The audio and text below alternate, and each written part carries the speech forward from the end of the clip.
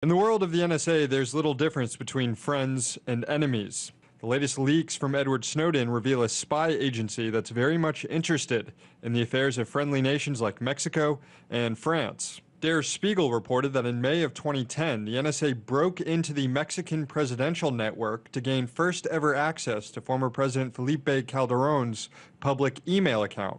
That snooping gave the NSA insight into Mexico's diplomatic, economic, and political communications. While that spying was directed at Mexico's former president, we also know that in 2012, the NSA spied on Mexico's current president, Peña Nieto, scooping up information about his most relevant contacts and intercepting more than 85,000 text messages, many of which sent by the president himself.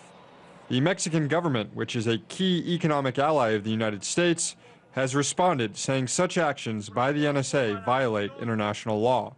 Also angered over the weekend, the government of France, also a close ally of the United States, and was one of the few countries standing in support of U.S. military strikes in Syria.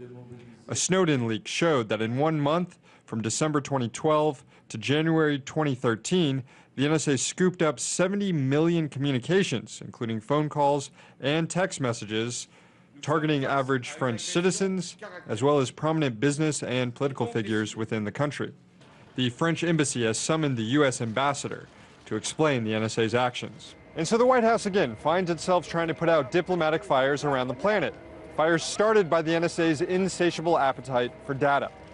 And the argument that only terrorists are targeted by the NSA surveillance programs is collapsing under new information that shows average citizens, business leaders, and politicians in allied countries around the world are frequent targets as well. When Brazil learned that the NSA had surveilled the communications of millions of its citizens, its political leaders, and its largest oil corporation, President Dilma Rousseff canceled a planned meeting at the White House and then used her speech at the United Nations to rip into the agency's global spying activities. Meddling in such a manner in the life and affairs of other countries is a breach of international law, and as such it is an affrontment to the principles that should otherwise govern relations among countries, especially among friendly nations. Diplomatic ties with allies across the world are strained, as NSA spying activities have been exposed in places like Germany, India, China, and Hong Kong. Add in allegations of spying against the European Union, other South American nations, Qatari-based news broadcaster Al Jazeera, and the United Nations, and there really is no limit to the NSA's global surveillance operations.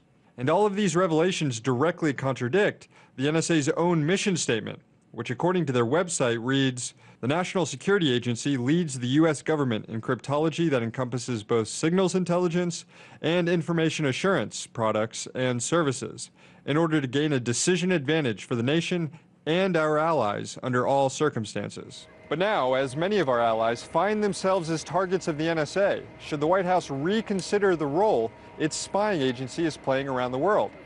After all, the NSA's mission to give the United States and its allies an economic and security advantage now seems to have morphed into a mission to give the United States an economic and security advantage against its allies. In Washington, Sam Sachs, RT.